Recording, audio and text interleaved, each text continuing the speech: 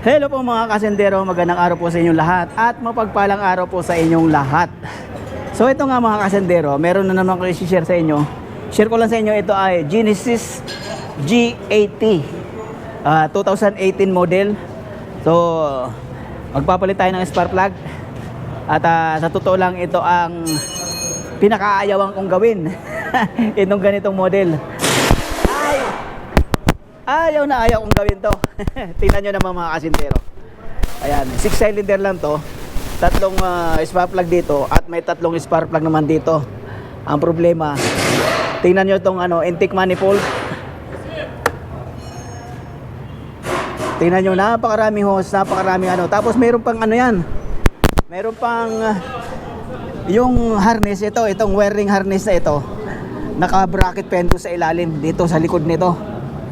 Yan, naka-tornilyo yan, tatlong tornilyo yata na 12, 8mm o jeez, nakalimutan ko na, matagal-tagal na akong hindi nakakagawa nito. So yun na nga mga kasindero, isi-share ko lang sa inyo kung paano to tatanggalin. At ipapakita ko sa inyo yun sa ilalim. Dudukutin natin yung niyan, tornilyo doon sa ilalim. Taas muna natin bago natin tanggalin. Iniiwas-iwasan ko palagi ito pagka Pero wala, kahit mahal yung singil, kahit yung mahal yung singil, tawag dito, gagawin natin. Pinagawa ng may-ari. Ayan ayun yung tornilyo, yun. Yung itong harness na yan, ito. Teka lang. Naka-bracket yan eh. Yan. Yung wiring na yan, to. Naka-bracket yan doon. At pumapatak pa yung tubig ng aircon, pambihira. So ito na nga mga kasindero. 2 oras ko nang ginagawa ito. Nag-umpisa ako, alas 4. 5:45 na. Ayun, magdadalawang oras. Ay, nako. Ito, yun dito, napalitan ko na yung spark plug. Habang nagpapalamig, nagpalit na ako dito. So, yun na nga. Yung dito sa likod na ito, natanggal ko na yung tornilyo. Yung sa ng harness, wiring harness. Ito kasi yung wiring yan, kasama. Pati yung dito. So, may dalawa pa rito. Isang 12, tsaka isang G's. Yung doon G's din yun, yung bracket ng wiring. So doon sa ibaba hindi mo madudukot, dito mo lang pwedeng dukutin. Tanggalin mo yung throttle body, tapos madudukot mo na dito yung G's. Pero ang napaka sikip, paunti-unti lang yung pagluwag ng tapos yung 12 dudukot, madudukot din naman dito, pero unti-unti lang. Ay, palit-palit yung ganito, yung G's na yabit, tsaka yung G's na sakit. G's na sakit dito. Asan na ba yun? Pambira ito. Salitan. Kunting pihit. Tapos ito namang isa. Pambihira. Magdadalawang oras na ako. Ay, dito, yan dito mo lang papadaanan yung kamay mo. Madudukot mo na dito yung pero napakasikip. Yung iba, yung nakapagpalit na rin ako nito, yung iba yung lumang modelo na 2014, 16, 15, may nagbukas na, kaya yung tornilyo hindi na nila ibinalik. Ito, tatry kong ibalik yung tornilyo. Yung 12 kasi doon, yun pinaka-bracket ng ayun natanggal ko na G's, yung 12 na lang. Yung mga tornilyo nga pala rito sa intake manifold, natanggal ko na rin. Yung sa bracket na lang isa. Ayan yung 12. Ayun masisilip dito yung 12 bracket. Ayun. Yun. Yung lata na yan, yung pababa na itim. Ayan yung bracket. ano yan, pinaka-tukot para wag mag-vibrate yung para wag mag-vibrate ang intake manifold. So yun na lang ang tatanggalin natin. Isa na lang. Pambihira. Para hindi pa yata kakasarito yung ano ano? Yung tawag dito. Dosing yabe. Ay. So kukunin ko muna yung dosing yabe.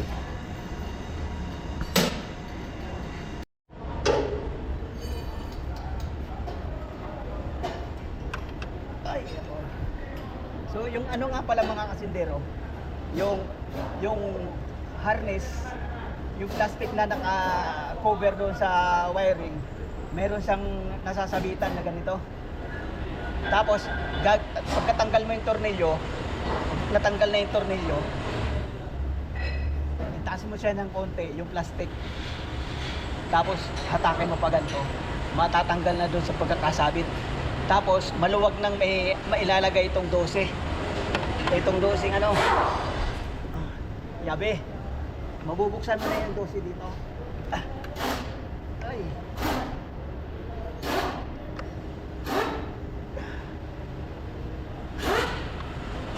Ayun, naluwagan ko na. Ay. 2 oras na. Na nga pala, yung ano, ayan o, natanggal ko na yung lighting. Baluwag ko yan. Baluwag na, ayan o. Ay, pambihira.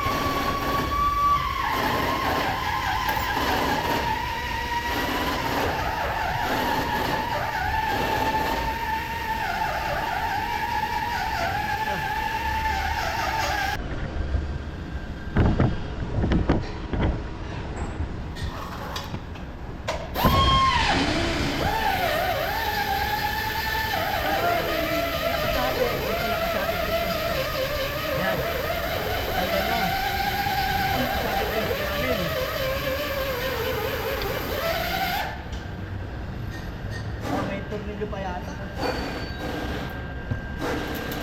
Ako po. Itataas natin yung sakyan. Tingnan natin. Nasabit pa. Kasi yung ibang mga natanggal ko nga ano, may nagtanggal na kaya kulang-kulang na yung bracket sa likod. So titingnan natin. So ito nga mga kasindero, may bracket pa. 12 mm yung tornilyo. Ayun oh. Nakikita nyo ba? Ayun. Yun yung 12 na tornilyo na yon. Naka-bracket. Kakapain natin sa ibabaw kung matatanggal yung tornilyo.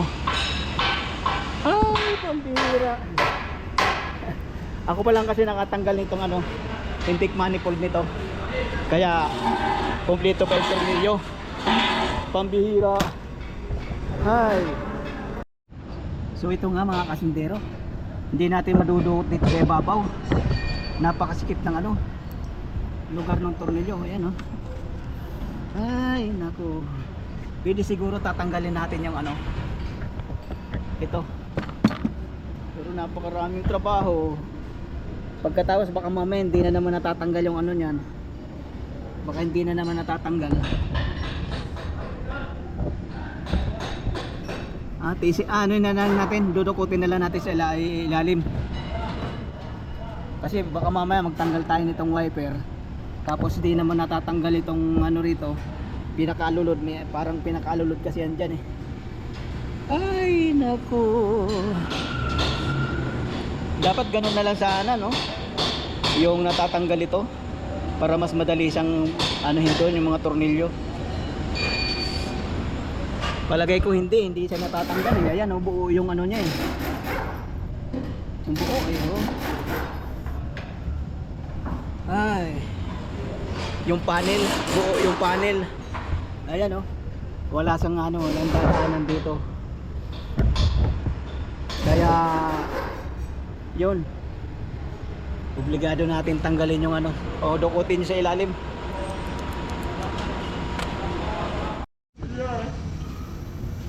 Baka dinamo. So ito na nga mga kasundero, napilitan tayo magbaklas dito. Tapos ito, tatanggalin natin to. Natanggal ko na yung mga mga clips lang naman yan. Ayan oh. Yun. Kita na yung tornilyo. Ay, ganyan lang pala mga kasundero. Hindi na tayo magbabaklas doon sa ibaba. Sa ilalim, ito lang ang natin oh. Ito lang magtatanggal lang tayo sa harapan. Ay. Pambihira. Ay. So ito na. Andito yung tornilyong 12 oh. Oh. Tapos andito rin yung ng gis. Yan oh. Sa susunod mga kasindero, dito na lang magbabaklas. Ay, pambihira yan oh. Maluwag sa rito. Ito lang na portion na to ang tatanggalin, hindi na yung kabila na yun. So yun na nga, tatanggalin ko yung 12 rito. Tanggalin muna natin. So ito na nga mga kasindero, nadukot na natin yung tornilyaw. So pagka gantong pag gantong procedure, may babalik natin lahat ng tornilyo. Ngayon, talagang ibabalik ko yung mga tornilyo niyan para yung susunod na gagawa, mahirapan din. Tsaka hindi, dapat lang talaga ibalik yung tornilyo kasi kita nyo tong intake manifold yan may mga dugtungan siya. Yan. Pag hindi natin nalagyan ng bracket na tamang bracket yan, baka mag-angatan yung mga dugtungan yan, magbabibrate, sisingaw na ngayon yung hangin. Ay nako.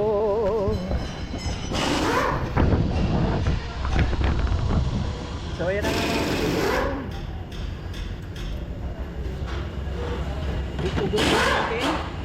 Pupugutin na natin yung intake manifold. Ayan na. Ayan na. Ano pa? Ay, may hose pa pala dun. Yung hose ng ibap. Hindi siya ibap. Yung sa ng langis. Ayan ako. Huwag na natin tanggalin yun. Mahirap din hugutin yung mahirap din hugutin yung hose. Ganyan na lang tayo natin. Diba?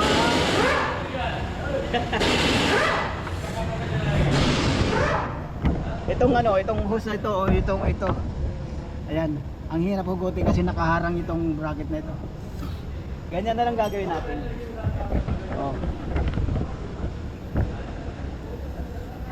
Kahit lamang. Ngayon, matatanggal naman natin na yung spark plug dito.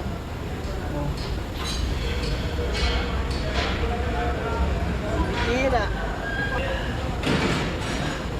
May mga may mga lock pa yung kanya hindi mo siya mapisil.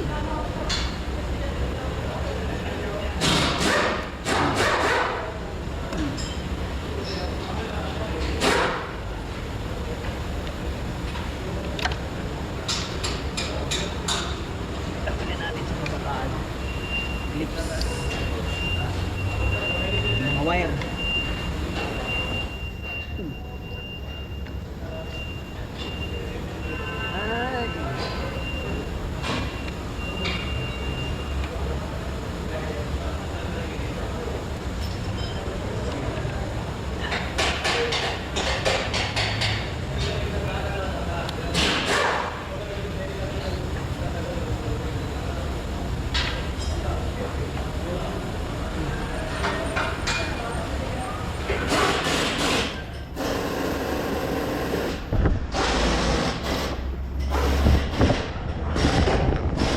Pambihira.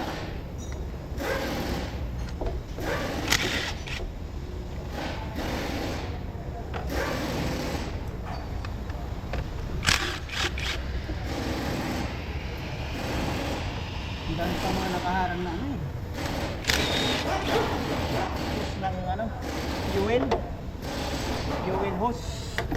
Pambihira. Ayan gusto natin yan mauugot na. Ayan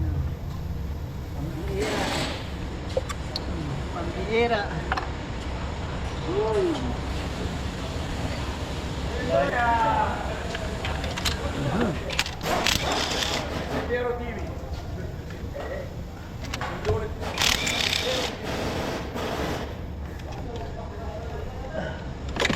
Acendero TV. Acendero TV.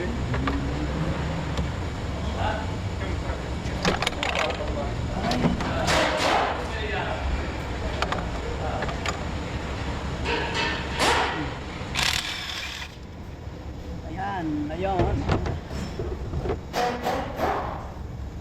Oh.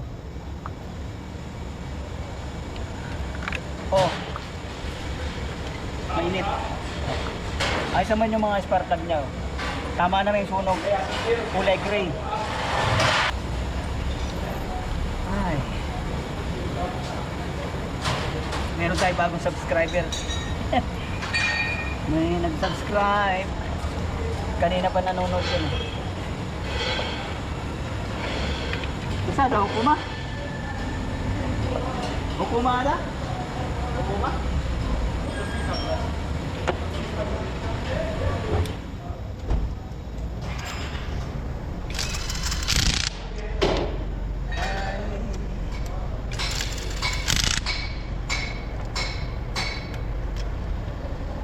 Buti na lang, meron na akong ganito. Napakabilis magpalit. Hindi nakakangamit. Pagka yung hinano-mano mo, ako! Ngawit ka na, hindi ba natatanggalan sa spark plug?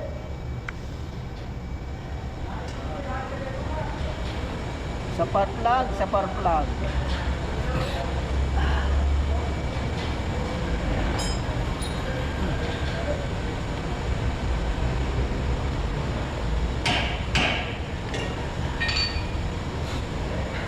Ay, ay, ay, ay.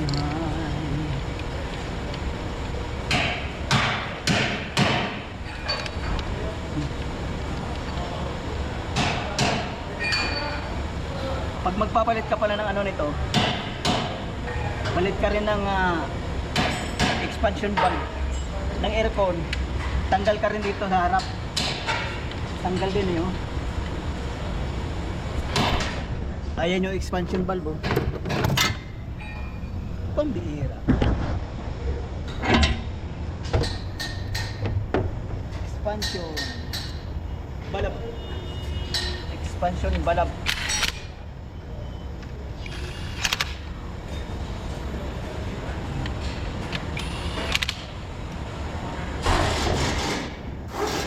Ang bilis magpalit. Matagal magtanggal. Oh. Siguraduhin natin na tama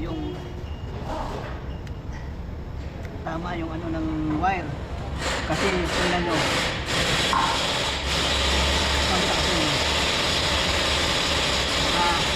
Magbase kayo sa haba ng wire.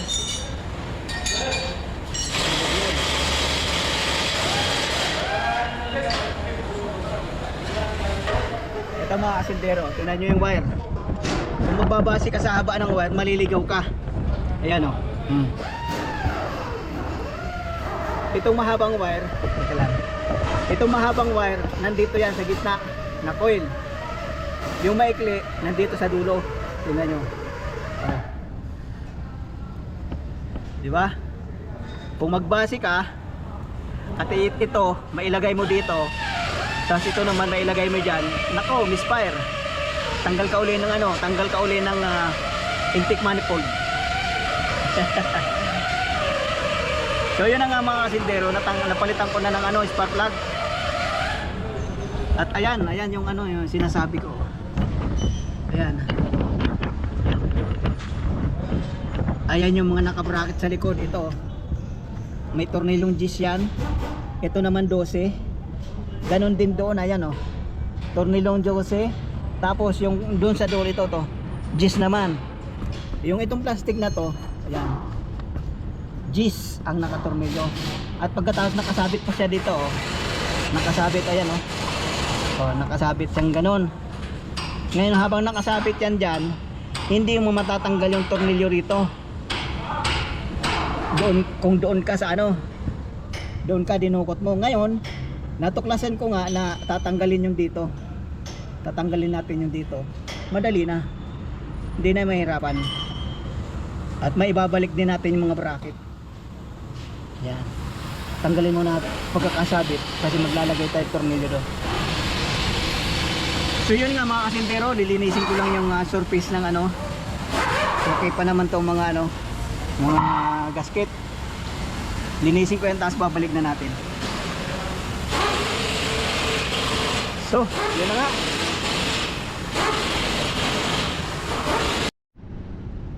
So ito na nga mga kasintero. Kabit ko na yung antique manifold. At kakabit natin yung mga bracket. Ibabalik natin siya. Ang lagay ako lang mahirapan magtanggal, magano niyan.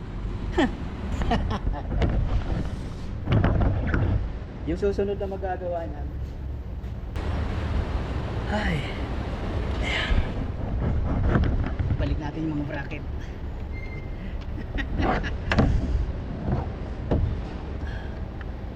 Naikabit ko na yung mga tornilyo rito ng bracket.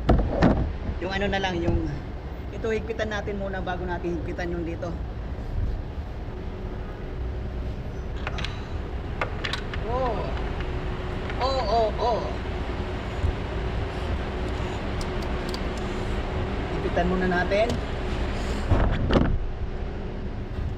Higpitan natin dyan. Oh. Higpit. Higpit.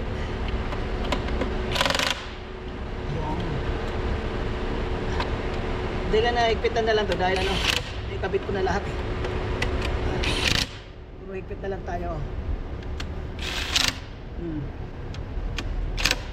Oh ha.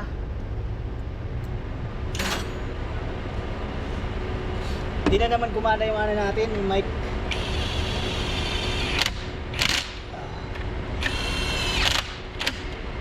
Ayun.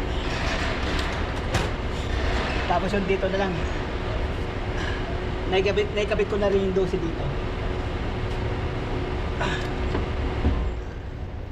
Mas madali pa lang ano. Mas madaling gawin kung magbabaklas ka dito. Mabilis. Hindi na maghihintay na lumamig yung makina.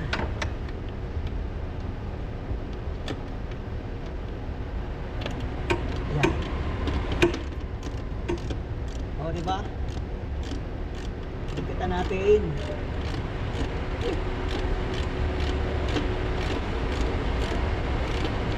Haba naman eh. Tagat? Ano din yun?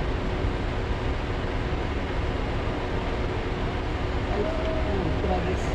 Mabukas pala yun. Mabukas. Ang bihira.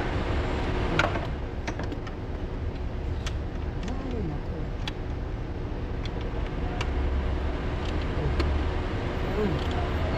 Yun. Ay, naku. Ay, naku.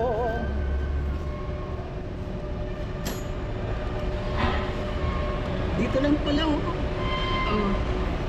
Maluwag. Maluwag.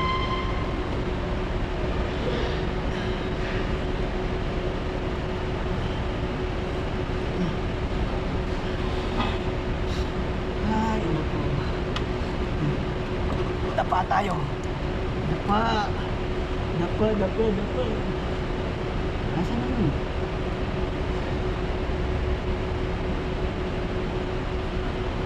Where are you now? Hindi. Ayun ito. Ayan.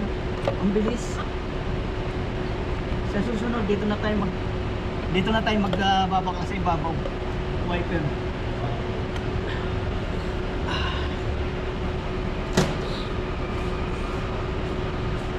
Sabit natin yung ano ng wire. Ano ng wire? Para madaling ilagay yung ano ng tornilyong gis. Teka lang, dukutin ko. Dapa na naman tayo, dapa. Isasabit lang yun, oh. Yun. Yun.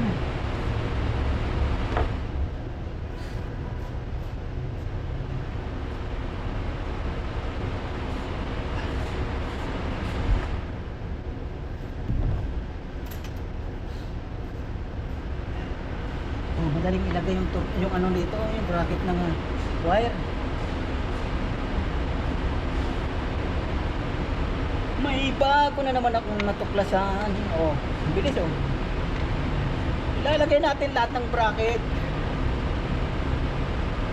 para yung susunod na magbabaklas bahala sa buhay niya. قرقر مين انت يا ولد؟ ها؟ Ha? مين قرقر انت؟ Ano? قرقر قرقر قرقر قرقر Ayun. هذا قرقر؟ Musiba katira. Ay, هذا خلاص انا اتفاق الحين اسحاق يجي مره ثانيه سياره 600 690 مع ضريبه خلاص.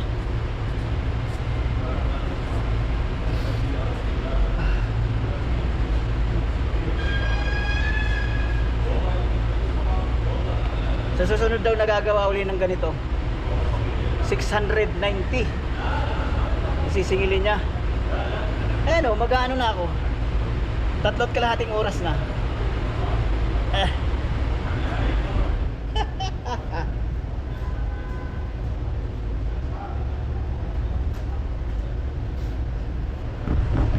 So yun na nga mga kasindero, ibabalik ko na lang yung ano rito, higpitan ko na lang yung tornilyong gis yung sa harness, tsaka dito may gis pen dito. Tapos pag naikabit ko na lahat, ibabalik ko naman to, tapos na. O aabutin ng ano to, 4 na oras. Pero kung ano, kung ito muna yung ginawa ko, baka ano lang yan, 2.5. Sa susunod, videohan natin uli kung mayroon. Diyan tayo, tapos orasan natin kung gaano katagal. So ito na nga mga kasindero, nakompleto na natin. Kumpletong-kumpleto na, papanda rin na lang. Kaya lang yung susi, dahil na lang ng driver, may-ari. Papanda rin natin maya-maya mga kasindero. At ito magpapalit pa ako ng spark plug. At yung ito namang Lexus ay i-relay natin yung kanyang ano, mga servo motor. Ay nako. هذا الصوت عادي طبيعي صوت Ay. عادي صح؟ So yan na nga mga kasindero. Napanda na natin, wala naman problema. Walang check engine. So yun, mamaya na ako mag-outro at ang dami kong gagawin. So ayun na nga mga kasindero. Tapos ko na yung mga gagawin. Natapos ko na yung ano, tawag dito. Genesis G80. Korean nga pala yun. Binili niya mismo sa Korea. Kaya makikita nyo yung unahan ng makina medyo nag-corrosion. Diba? Yung huli kong ito, yung huli kong video, nagko-corrosion. Kaya kasi ibinahe yun sa barko, sa dagat. Kaya ganon. So yun na nga mga kasindero. Tapos na rin yung Lexus. Na initialization ko na rin yung ano, initialization ko na rin yung servo at yung